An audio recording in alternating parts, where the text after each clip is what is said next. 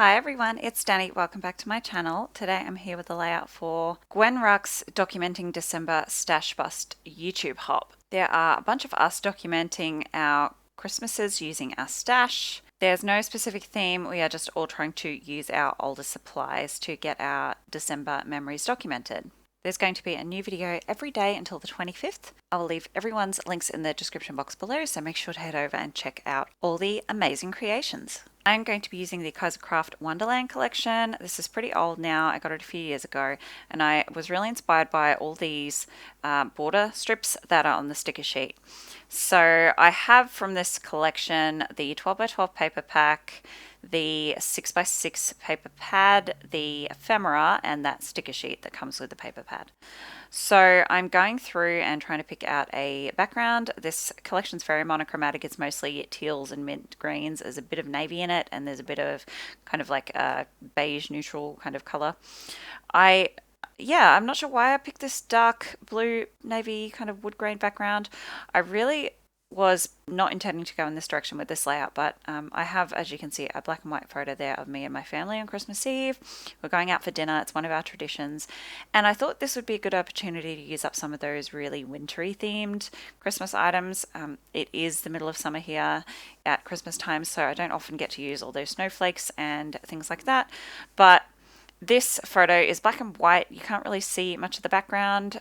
It could be the middle of winter, aside from the fact that I have a strapless top on, and my husband and my son are both wearing t-shirts, but there's nothing about it that really screams summer, so I thought I would try and get some of those snowflakes and things used up.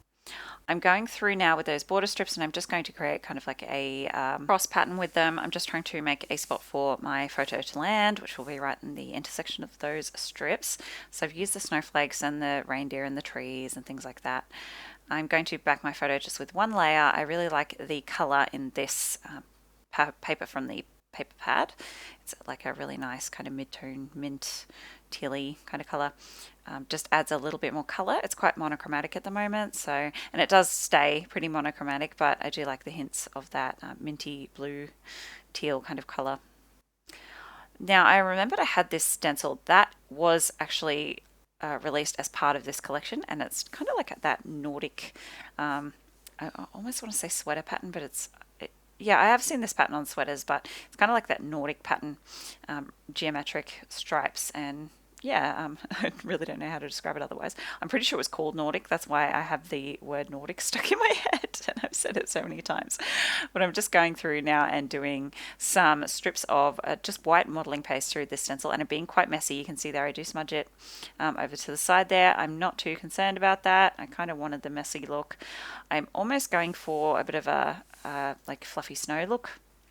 So I'm going to come on with my stencil here and just kind of make a bit of a mess. Yeah, like you can see, I'm just kind of printing it and smushing it through really messily. I'm just trying to get kind of some of that, yeah, messy vibe going. So a bit more there. Yeah, just making a bit of a mess. And I just really like how it looks on the dark background. So I'm just going to go in with one more strip just along this side. This is just plain white modeling paste. If I wanted to keep it nice and neat, I could have masked off sections of that stencil, but like I said, I'm going for that messy look.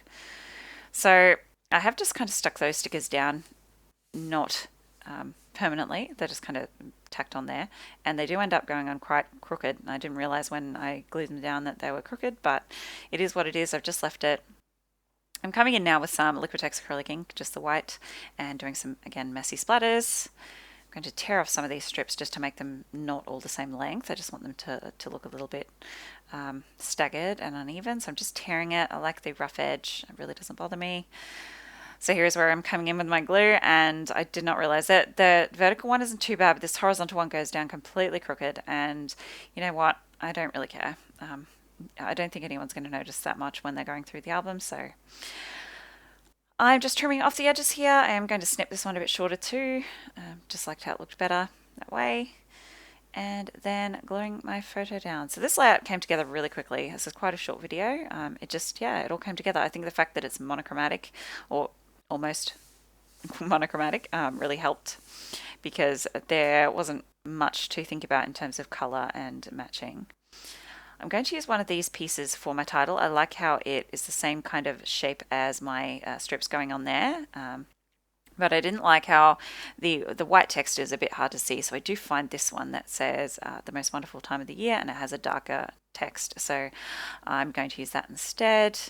And I just really like how it echoes that pattern along the cross there. I popped in that Merry Christmas. I just like the extra bit of text, and you can't really see the shape of the banner there. So I'm going to pull out all the snowflakes and stars, and I am going to use a few of those trees as well. And I do end up probably over embellishing around my photo, because I do come in and make 3 of those snowflake clusters, and I do sort of make 2 of these tree clusters, top and bottom of my photo, and then one kind of off to the side there. So yeah, I probably should have just left the trees, but I really did want to get the snowflakes on there, so I do play around with moving these around the layout a little bit. I'm just going to kind of do them in a diagonal line across the layout here. So I'm overlapping a couple of them, pulling in some of those stars. I do get 3 in each cluster, I believe, so I have achieved that at least. Just moving some of these ones around, and I will have that bottom larger snowflake coming off the page, so looks like it's falling off, and I really like that. I'm adding this little star, which is off the sticker sheet. And then I'm going to come in and glue everything down. And that's going to be it. So like I said, a really super quick and simple layout, but I really love how it looks. It's very effective with the dark against the light. And yeah, I'm really pleased with it. So thank you so much for joining me today. Don't forget to check the description box for the link to everyone participating in this hop. And close-ups are coming up. I'll see you next time.